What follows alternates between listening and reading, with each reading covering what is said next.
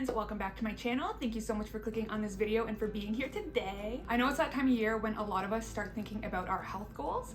Maybe you already have, maybe you're in the process of thinking about them. So I figured for today's video, I would talk about how to get back on track with your health goals after you've fallen off. So for example, maybe you were someone who was doing really well, you were super motivated, you had a routine you were sticking to until one day you just didn't. You fell off track that way. Maybe you're someone who already lost a little bit of weight or a lot of weight and you put it back on. Or maybe you've just been in a plateau for a while and you're having a lot of trouble breaking through it. Whatever it is, I'm gonna be using this video to tell you guys about the six steps that I usually follow to help me reframe my goals, refocus on my goals, and basically just start over. All right, so before I jump into the 6 steps, I did want to let you guys know that registration for the February Weight Loss Accountability Community Group is now open on my website. I am currently in the midst of running the January one. It is going so well. It is so fun. People have been super active, very supportive, very empowering. So if you want to know more about it, you can check it out on the website. So I'll have the link down below in the description. So the 6 steps on how to get back on track with your fitness goals in 2024. Step number 1 is acceptance. Basically, you need to accept what happened. There's no changing it, and it's a part of the past. Maybe you regained weight, maybe you did great, you did 100 days binge free, and then you messed it up, so you lost the record. Maybe you just lost motivation. Whatever it is, you have to accept that it's done.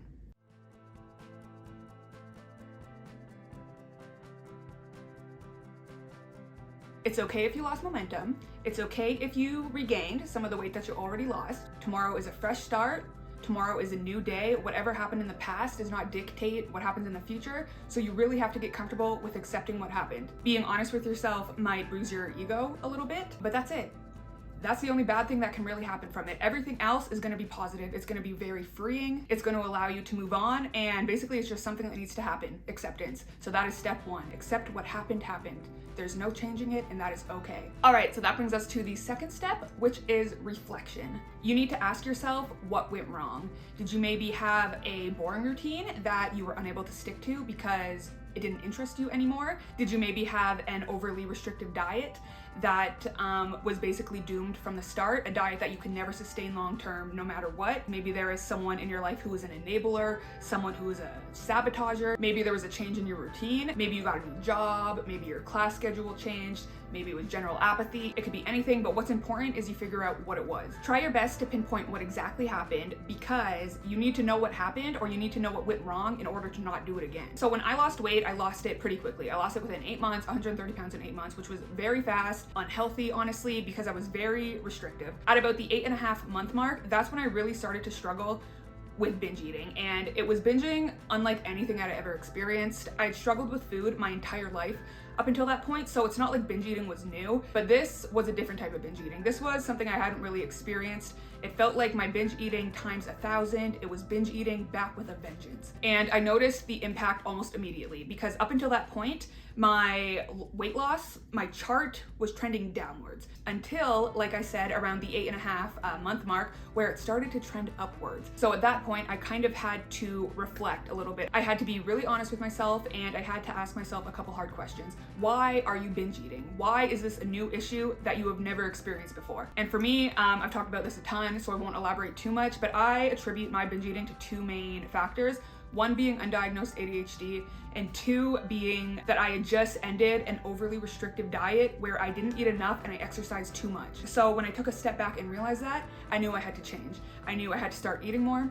I knew I had to start implementing a routine that I could actually sustain. And I knew that in the future, if I didn't want this to happen again, I could not do it again. I could not eat like that again. I could not restrict like that. I had to really focus on implementing long-term and sustainable habits. Otherwise, I would be dealing with the same thing for the rest of my life. All right, so moving on from reflection, and we are now on step number 3, and that is reset.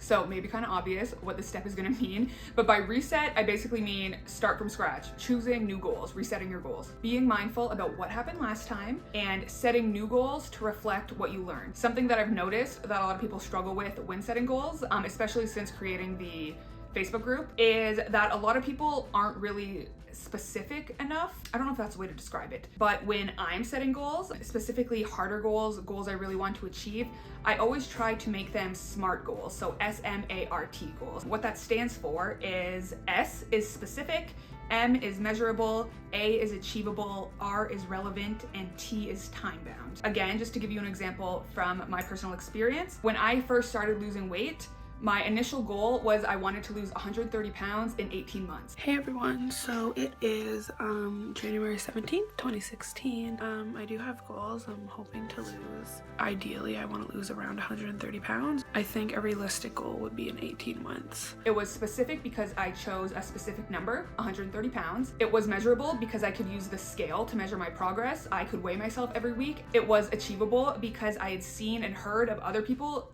losing that amount of weight in that specific time frame. It was of course relevant because I was really worried about my health, my well-being, my future, and it was time bound because I gave myself the time frame, 18 months. So yeah, you're gonna reset your thoughts, reset your priorities, and make new goals, keeping in mind what went wrong last time. New goals, we are resetting. All right, so moving on to step 4, and that is plan. After you reflect, after you reset and make your new goals, it is time to plan for success. So the plan stage is gonna look a little bit different for everyone because we all benefit from different things. Some people are gonna benefit from writing down their goals. I know I did. I'm very out of sight, out of mind. If I don't see something, it's gone. So when I first started losing weight, I wrote all of my goals in my notes app and I made a habit of regularly checking them. I also did a little bit of research. I think that research is a really good step when you're trying to plan for success. So I researched gyms that were in walking distance of where I lived at the time. I knew I would not be down to take public transit to the gym. I just knew myself.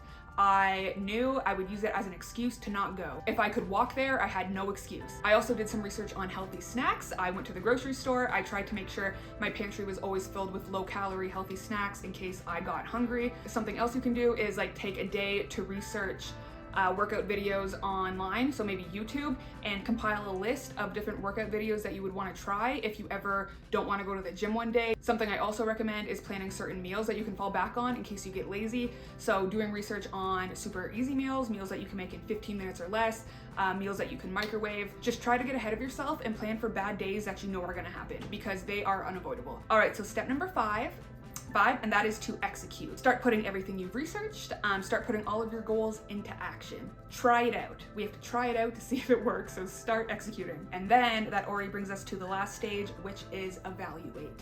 Step 6, evaluate. So some things you can ask yourself, are you enjoying this? If not, do you think you will ever enjoy this? Does this current routine feel sustainable? Do you think you can sustain this routine for the rest of your life? If you answer no to any of these questions, do not ignore them. It is okay if what you planned is not working out. It does not mean you're a failure. It just means it's not right for you. If things aren't working, all you have to do is go back to the planning stage. You still have the knowledge that you had of why it went wrong last time. If anything, you have more knowledge now because you've tried again, but just take what you've learned and create a new plan. It doesn't have to be a completely new plan. It could be slight modifications. It could be slight adjustments. Just try your best to find something that you actually enjoy. When I look at people who have maintained the habit of fitness for years and years versus people who have not, the big difference I see is that these people really just enjoy it. It makes them more uncomfortable to not do the routine than to do it, while the people in this camp are kind of just forcing themselves. My original plan when I first started losing weight was to do an hour on the elliptical every day. I usually do like an hour on the elliptical. But at one point, I just could not do it anymore. It made me so miserable, the thought of going to the gym and going on the elliptical for an hour. So I just adjusted. I asked, why do I hate it so much?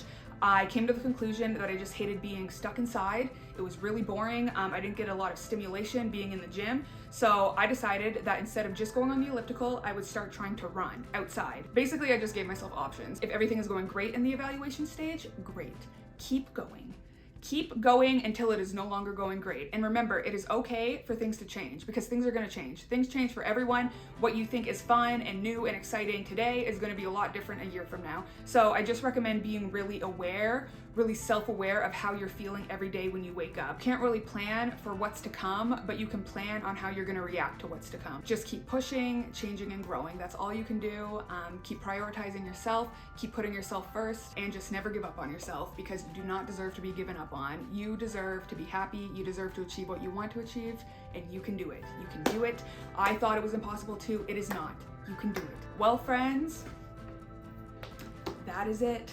I am wishing you all a happy and healthy 2024, and I will see you guys in the next video.